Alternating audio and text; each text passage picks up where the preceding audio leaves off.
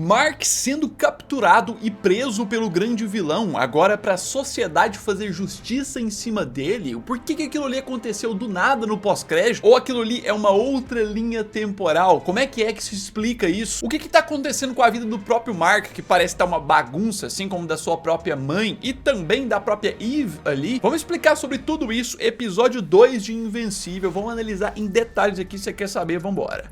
Fala, povo bonito que assiste esse canal lindo chamado A Gente Faz Agora, tudo bom com você que tá assistindo? Tô bem demais, eu sou o João Victor, pra você que não conhece. Tô de volta hoje pra trazer pra vocês mais um vídeo aqui sobre Invencível, né? Essa série aí do Prime Video, que eu sempre falo que é a série irmã de The Walking Dead, que é do mesmo criador. Os quadrinhos saíram no mesmo ano, inclusive tem vários dubladores, né? Mas que a temática é bem diferente e a história segue muito intensa na pegada do multiverso. Vamos explicar tudo, já deixa esse like antes de tudo, claro, ajuda muito na divulgação e se inscreva aí no canal pra você não perder nada. E é o seguinte, né, episódio 2 dessa que é provavelmente a melhor animação, né, em termos de série que tá passando na atualidade. Pra você que caiu de paraquedas, perdeu, já fiz análise do episódio 1 na outra semana aqui, mas a gente tem que falar desse momento, porque de cara a gente ainda tem um episódio que trata das consequências das situações da primeira temporada. E as consequências não só pro próprio Mark, o Invencível aí, mas também pra Eve, pra outro. Enquanto isso, voltando principalmente no Mark, a gente tem muito um foco dele passando totalmente pra essa vida adulta, em que ele não tem tempo pra nada e basicamente traz uma ideia de que ele tá perdendo etapas da sua vida aos poucos. De cara a gente tem aquele início ali com foco na formatura, na graduação do Mark, que ele quase perde por conta do trabalho, né? Por conta de um princípio que bate na porta o tempo inteiro nesse episódio 2, um princípio de que ele precisa se provar pras pessoas e pra ele mesmo de que ele não vai virar o Omni-Man, ele não vai virar o mal que foi o seu pai, ele não vai seguir da mesma forma o mesmo caminho, ele vai ser diferente. Então qualquer ajudazinha, qualquer serviçozinho que o Cecil mande pra ele, às vezes é nem um vilão tão grande, qualquer coisa, ele vai estar lá pra resolver, ele vai estar lá sempre em cima, porque ele quer se provar uma boa pessoa. Os desastres que aconteceram afetam muito ele. Um ponto que eu também preciso destacar é sobre a logo, né, a logo que aparece aqui nesse episódio, em que dá pra gente ver claramente que ela tá se quebrando aos poucos. É como se as cores da maldade e do sangue, as cores do Omni-Man também, que sobrepuseram o Invencível, elas estão começando a sair aos poucos e tá voltando às cores normais, mas tudo vai quebrando, parece que a cada episódio essa logo vai se quebrando mais, enquanto o próprio Mark se molda de forma cada vez mais diferente. Tipo, dá pra gente ver que ele não é mais aquele jovem que tá ali pra aproveitar o pós-formatura, os últimos momentos de juventude que ele poderia ter. Ele não quer beber, ele não quer relacionar, ele tá o tempo inteiro focado no trabalho, o tempo inteiro esperando algum chamado, alguma coisa que vai acontecer pra ele sair pra poder trabalhar, e ele não consegue simplesmente espairecer, ter um momento de paz após toda a tragédia que aconteceu, que ainda é recente. E tudo isso afeta mais ainda sua mãe, a Debbie, que no primeiro episódio já mostrou que é a mais afetada por tudo, porque além dela não ter poderes, ela ter sido a principal pessoa traída ali pelo que o Nolan era, ela também tá afundando na bebida, tá sem o que fazer, sem uma perspectiva de vida, e quando a única oportunidade de refúgio dela parece ser o filho, o Mark, pra tirar umas férias, pra alguma coisa de boa e tudo mais, não, ele só tá pensando em trabalho, ele só tá pensando em se redimir pra sociedade, se provar que ele não vai ser o Omni-Man. Por outro lado, a gente também tem que falar das questões da Eve, que também tá com problemas em relação à sua família e a relação dela com os familiares mesmo em si. Tipo, as questões de Chicago também causaram impacto nela. No caso, ela tenta passar uma imagem boa pra população e tenta trazer um conforto pra família, quando na verdade a família tem simplesmente vergonha do que ela é, simplesmente não aceita tudo isso que ela tem. Tipo, ela pode criar, né, coisas, ela pode produzir joias, pode produzir comida, pode produzir tudo, não vai faltar nada na casa da família dela, mas a família acha isso algo falso. Também pelo ponto que descobrem, né, que a ajuda dela lá em Chicago, de uma forma brutal, pôs um monte de pessoas em risco. Então, assim, os heróis aqui estão sempre com problemas com suas famílias após aquilo tudo. Enquanto isso, eu também tenho que falar dessa trama do Alien lá, né, que tá inserido na agência espacial. E logo também temos o ponto do infiltrado nos Guardiões, né, que tá ali mais pro final, que vai influenciar muito. E assim, acaba que essa série traz muito esses Guardiões como algo sempre vulnerável. Eles sempre estão vulneráveis, eles nunca vão ser os principais ali que vão conseguir lidar com tudo. Tudo acaba caindo nas mãos do Mark e vai cair de novo. Como por exemplo a questão do Mark tendo que ir lá resolver a questão na tal cidade da meia-noite, que dá pra dizer que faz uma referenciazinha a Gotham City. Tudo nessa série tem alguma referência a alguma produção que a gente conhece. Até o próprio Asa Negra, que agora não é o Asa Negra mais, passou a ser uma tradução para português ali, Notívago, é o garoto ali, assistente dele que assumiu. Pois é, até ele seria a versão do Batman de Invencível. Claramente é o Mark que tem que resolver essa questão pendente, que também vem de consequência do que o pai dele fez. Assim, legal que gera umas cenas de ação aqui, outras ali, mas todas essas tramas de inimigos que ele tem que enfrentar, problemas que ele tem que ir resolver no episódio, é tudo pra ele mostrar o quão ocupado ele tá ficando, mas nada dessas ocupações são de trama principal, do problema principal, né? O problema principal tá vindo aos poucos, com a questão do multiverso que vai aparecer no pós-créditos, com o pai mesmo, o Omni-Man, que sumiu, não volta ainda. E enquanto não tem esse retorno, o Mark é direcionado pra uma outra consequência também, que envolve um ex-membro dos Guardiões ali, né, na água, com mais batalhas. Essa talvez das tramas adicionais, né, que ele tem que resolver no episódio, é a mais complexa e demorada ali. Porque se antes ele vinha de algo que falaram pra ele que pra resolver isso ele tinha que casar com a princesa ali, na verdade o ritual deles mudou e ele tem que enfrentar um monstro ali pra se provar, né? E assim, dá pra dizer que a luta é legal de assistir, é a melhor luta desse episódio, porque é um inimigo assim um pouco mais difícil. E essa luta aqui tem um desfecho diferente dos outros pro Mark, que serve assim pra provar muito mais pra ele que ele é diferente do pai. Se ele tava buscando isso, essa luta traz isso muito bem, né? Porque ele poderia muito bem ter saído, deixado o monstro destruir todo o reino submarino ali, mas ele volta pra poder salvar as pessoas. Mas assim, né, é óbvio que, como eu disse lá do início, o trabalho está minando o Mark, está atrapalhando ele, sendo que tem uma emergência, que é a relação, a saúde mental da própria mãe dele, né, que ela meio que estoura nesse final. A gente tem um desabar dela, ela perde a paciência com a porta ali que não tava fechando, quebra tudo, fica uma loucura. E a gente pelo menos fecha esse arco aqui do episódio com uma sensação de que ele vai dar uma atenção a mais, porque se antes ele não tava em alerta que a mãe dele precisa de atenção, agora ele vê. E assim, né, a gente tem que falar desse final, dessa cena final antes do pós-créditos, da chegada do Rei Lagarto aí como outro novo vilão inserido, tipo o Angstrom, que seria o vilão principal que apareceu no episódio 1. Ele só vai mais pro pós-créditos, porque no episódio, no corpo em si, eles colocam mais esse outro vilão secundário pra trama. É tipo um episódio que prepara diversos problemas que estão acontecendo realmente importantes debaixo do nariz do Mark, enquanto ele tava querendo fazer os outros trabalhos alternativos. Inclusive a outra linha temporal, né, que ele não conhece. Pra quem não entendeu, a cena pós-créditos que mostra ali não é nesta mesma linha temporal, não é que o Mark foi capturado e tudo mais aqui. Provavelmente é a continuação da primeira linha temporal lá que mostrou no primeiro episódio, aquela outra dimensão em que o Mark se juntou ao lado do seu pai pra poder ajudar a destruir o mundo. E aqui o Angstrom parece capturar ele, né, pra poder punir. Ele finalmente tá preso. E ele foi nessa dimensão aí, nessa linha temporal, só pra poder entregar o Mark nas mãos da versão do Cecil que tem ali. E a gente vê um momento até engraçado, né, o Cecil versão mulher com seu assistente ali. Pois é a cena master que prova que a gente tá em outra dimensão, não é a mesma. Então assim, o primeiro episódio dessa segunda temporada já foi meio descarado, né, o multiverso, muita coisa sobre outros universos, outras coisas. Esse segundo é mais tímido pra só no final trazer isso, e eu acredito que o terceiro episódio já vai mostrar mais esse embate, já vai mostrar como esse fim do Mark, talvez, nessa outra linha temporal aí, que ele vai se ferrar nas mãos do Cecil, como isso aqui pode influenciar na dimensão principal, do Mark principal, que tá tentando fazer o bem. É tipo como se a série tivesse escondendo aos poucos, principalmente com esse episódio 2, que esse Mark da linha temporal principal também pode acabar virando do mal, pode ter essa tendência. É o que dá a entender melhor. Assim, eu particularmente ainda considero o episódio 1 bem melhor do que esse 2. Não que o nível da série caiu e tudo mais, tá ótimo ainda, tô bem curioso pro próximo. Invencível é uma série muito boa e assim, se vocês quiserem que eu continue trazendo análises e tudo mais, coloque nos comentários, não deixe de clicar nesse like, não custa nada você clicar e ajuda muito na divulgação desses vídeos diferentes aqui pro canal, né? Se inscreve aí que a gente vai cobrir todas as coisas, coloca nos comentários sua opinião e no mais é isso aí. Um abraço,